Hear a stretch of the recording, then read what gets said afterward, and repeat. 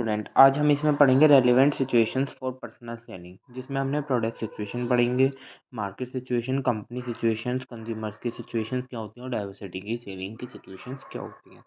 पहले हम पढ़ते हैं प्रोडक्ट सिचुएशन। प्रोडक्ट सिचुएशंस का मतलब क्या हो गया कि हम किस तरीके से अपने प्रोडक्ट को बना रहे हैं, किस टाइप का हमारा प्रोडक्ट होगा, उसकी क्या क्वालिटीज़ होंगी, किस तरीके की उसकी परफॉर्मेंस होगी हमारे प्रोडक्ट की, किस तरीके से उसकी एबिलिटीज़, उसके प्राइस होंगे। ये सब चीज़ें क्या करती है, प्रोडक्ट्स पर सिचुएट करती है। It is a refers to the conditions. Marketer जो है वो क्या करता है, अपने सेल्स टीम को, जो सेल्स फोर्स का मतलब हो गया sales team of the organization, जो ऑर्गेनाइजेशंस की सेल टीम है वो क्या करती है, सिर्फ इसमें क्या करती है, उसके लिए क्या करता है, वो फॉर्मुलेट करता है अपनी स्ट्रेटजीज को और उनकी रूल्स रेस्पॉन्सिबिलिटीज़ को क्या करता है, इम्प्लीमेंट करता है। जब वो स्ट्रेटजीज बन जाती हैं, टैक्टिकल का मतलब हो गया इम्प्लीमेंट करना, उनकी जो रूल्स रेगुलेशंस हैं उन्हें, उनकी रूल्स रेगुलेशंस समझाना, उनकी बातें उन्हें समझाना, और उससे क्या करता है, वो standard reach out the objective, अपना ऑब्जेक्टिव अचीव करने की कोशिश करता है, सेल्स को मैनेज करता है और अपने ऑब्जेक्टिव को अचीव करने की कोशिश करता है। अब हमारे कुछ कंसर्न्स हैं प्रोडक्ट सिचुएशन में। किस अब हम कोई प्रोडक्ट बनाते हैं तो उसमें क्या देखते हैं, टाइप्स ऑफ माल प्रोडक्ट क्या हो सकता है, क्वालिटी ऑफ प्रोडक्ट क्या होगा, कैसी उसकी क्वालिटी होगी, किस टाइप का प्रोडक्ट हो सकता है, हमारे क्या प्रोडक्ट बनाया है, परफॉर्मेंस कैसी होगी इस प्रोडक्ट की, हमारी प्रोडक्ट की प्राइसिंग क्या होंगी, क्या क्या एबिलिटीज़ होंगी, किस तरीके से हम उस प्रोडक्ट को सोच सकते हैं कि हाँ ये प्रोडक्ट एक होता है। ठीक है, ये होता है हमारा प्रोडक्ट सिचुएशन। इसमें प्रोडक्ट सिचुएशन में यही बात बोली गई है कि हम अपनी जो सेल्स टीम है उसको स्ट्रेटजीज और वो करेंगे और अपने ऑब्जेक्ट को अचीव करने की कोशिश करेंगे और अपने प्रोडक्ट के बारे में ज़्यादा से ज़्यादा बताने की कोशिश करेंगे। नेक्स्ट है मार्केट सिचुएशन। मार्केट सिचुएशन क्या होते हैं, मार्केट सिचुएशन जो है वो डायमनिक होती है। क्यों? क्योंकि हमारे इंटरनल और एक्सटर्नल फैक्टर्स ज़्यादातर चांसेस में चेंजेस होते रहते हैं, वो बहुत ज़्यादा इन्फ्लुएंस करते हैं हमारी मार्केट की सिचुएशन। ठीक है, अब वो क्या कर रहे हैं कि जो मार्केट सिचुएशंस में हमारे डायमनिक क्यों होती है, वो चेंजेस होते रहते हैं उसमें। उसके कुछ अदर फैक्टर्स भी होते हैं, पहला होता है इंटरनली एक्सटर्नली, ये दो फैक्टर्स तो हैं ही मेन। उसके अलावा जो ऑपरेट किए गए हैं एक सेल्स मैनेज करने के लिए, जो इम्पैक्ट करते हैं उस पर, उसके क्या क्या हैं, जैसे कि नंबर ऑफ सब्स्टिट्यूट्स, हमारे प्रोडक्ट के क्या होते हैं, कॉम्पिटिटर्स होते हैं एज अ सब्स्टिट्यूट, मतलब प्रोडक्ट सेम है लेकिन हमारे क्या होते हैं, जैसे कि इसमें एग्जांपल ले सकते हैं टी एंड कॉफी। ठीक है, सब्स्टिट्यूट्स अवेलेबल होते हैं मार्केट में, हमारे कॉम्पिटिटर्स होते हैं, नंबर ऑफ कॉम्पिटिटर्स, हमारे कॉम्पिटिटर्स बहुत ज़्यादा होते हैं। Next, size of firm. इसकी वजह से जब हमारी मार्केट की जो सिचुएशंस होती है उसकी हेल्प से हमें क्या पता चलता है कि हमारी फर्म का क्या साइज हो सकता है, किस तरीके की हो। Next, market competition. हमारा इस जो ऑर्गेनाइजेशन मार्केट सिचुएशंस है इसमें हमें कॉम्पिटिशन्स बहुत सारे होते हैं। तो ये क्या होती है, एक मार्केट सिचुएशंस होती है जिसमें हमारे कुछ फैक्टर्स ऐसे होते हैं जो हमारे उसको इन्फ्लुएंस कर रहे हैं, हमारी जो मार्केट है उसे इन्फ्लुएंस कर रहे हैं। तो ये कुछ फैक्टर्स थे। नेक्स्ट हमारा कंपनी सिचुएशन। कंपनी सिचुएशंस का मतलब है it concerned with the strategies and operation designing by the organization to deal the prospectives and regular demands।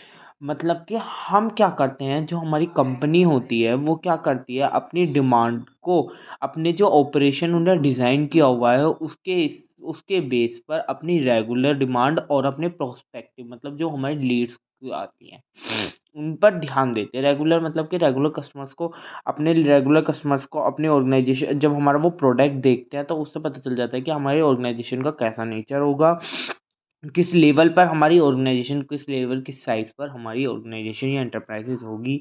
Next, उसका क्या ऑब्जेक्टिव होगा और किस तरीके से वो पोजीशनिंग उस ऑर्गेनाइजेशन की कहाँ पर वो अपनी पोजीशनिंग को क्रिएट करेगी अपने प्रोडक्ट के थ्रू।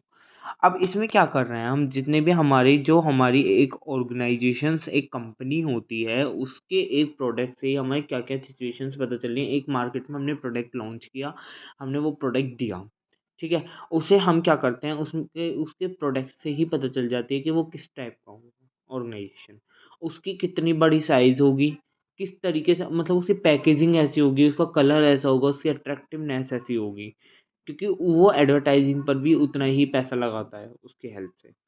अपने उसका ऑब्जेक्टिव, उसका मिशन क्या हो सकता है वो भी हमें पता होगा। उसका क्या ऑब्जेक्टिव है कि वो क्यों इस प्रोडक्ट को बेचना चाहता है, कि वो एक मल्टीपल टास्किंग में मल्टीपल वर्ड में जाना चाहता है, या एक बहुत बड़ा लीडर बनना चाहता है मार्केट का।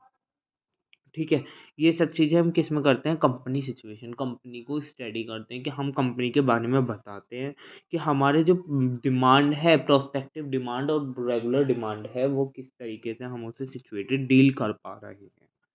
ठीक है, नेक्स्ट है हमारे consumer behaviour situation. Consumer behaviour situations का मतलब क्या होता है कि मार्केट फैक्टर्स होते हैं, कंज्यूमर्स के बिहेवियर के बारे में जानना कि क्या कंज्यूमर्स का परसेप्शन होगा हमारे प्रोडक्ट के लिए, किस तरीके से वो पैटर्न होगा, उसके बारे में क्या परचेजिंग पैटर्न होगा उसका।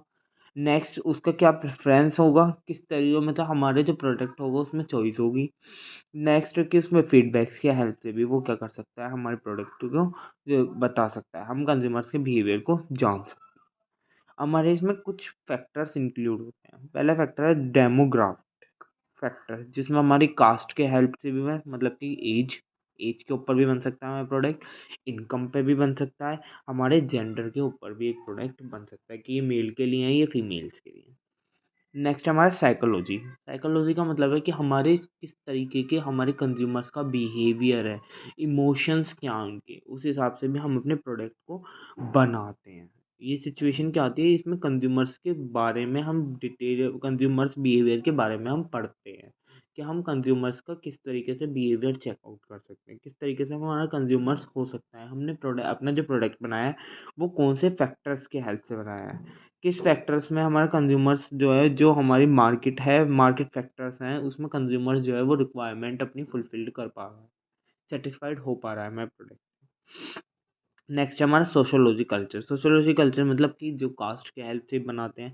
अब जैसे कि हमारा क्या होता है कि एक एग्जांपल लेते हैं हम, जैसे कि हमने एक मोटिन का एग्जांपल लिया। मोटिन मोटिन हम क्या बनाते हैं, हम दिखाते हैं उसमें एक फैमिली होती है और उसे मच्छर काट रहा होता है। ठीक है, मच्छर काट रहा होता है तो हम दिखाते हैं कि मोर्टिन ऑन करते ही क्या करता है, वो उस चीज़ को हटा देता है। तो वो क्या उनसे में आ गया, सोशो कल्चर, मतलब कि हमारी कास्ट के थ्रू हमारे पर्सन, एक पर्सन का परसेप्शन ये था कि हमारे जो ये मच्छर काट रहे हैं ये रुक जाए, इन्हें स्टॉप हो जाए, मॉस्किटो जो होते हैं ये सब चीज़ें क्या हो जाए, हमारी ख़त्म हो। तो उसके लिए जो मोर्टीन एग्जांपल है वो बहुत ज़्यादा सक्सेसफुल है। इसकी वजह से हमने क्या किया, अपने कस्टमर्स के बिहेवियर के बारे में पढ़ा, और उसके बाद हमने क्या बढ़ाया, अपने कस्टमर्स को सेटिस्फाइड करने के लिए अपने प्रोडक्ट को बनाया। ठीक है, ये है। अब नेक्स्ट वीडियो में पढ़ेंगे हम डाइवर्सिटी ऑफ सेलिंग सिचुएशन। ठीक है, thank you so much, please exercise next video में पढ़ेंगे।